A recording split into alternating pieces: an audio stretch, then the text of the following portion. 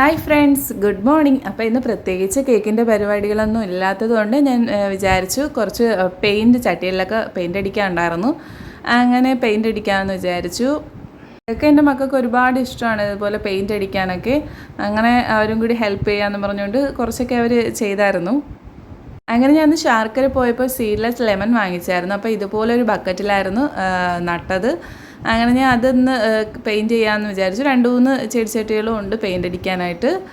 ഒരുപാട് ചട്ടിയുണ്ട്. അതൊന്നും ഞാൻ മൊത്തം ഇന്ന് പെയിൻ്റ് അടിക്കുന്നില്ല. എങ്കിൽ പിന്നെ വൈകിട്ട് വരെയും ടൈം എടുക്കേണ്ടി വരും. നല്ല വെയിലും ഉണ്ടായിരുന്നു. പെയിൻറ്റ് ഞാൻ യൂസ് ചെയ്തുകൊണ്ടിരുന്നതാണ് ആദ്യമൊക്കെ. ഇപ്പോൾ കുറച്ച് നാളായി അത് എടുത്തിട്ട് ഞാൻ നല്ലതായിട്ട് അടച്ചു വെച്ചിട്ടുണ്ട്. അത് കട്ടയൊന്നും പിടിച്ചിട്ടില്ലായിരുന്നു. അങ്ങനെ അധിക നേരമൊന്നും വെളിയിൽ നിൽക്കാൻ തോന്നിയില്ല. കട്ട വെയിലായിരുന്നു.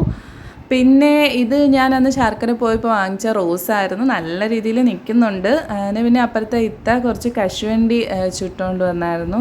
അങ്ങനെ അതൊക്കെ നമ്മൾ തല്ലി തിന്നു.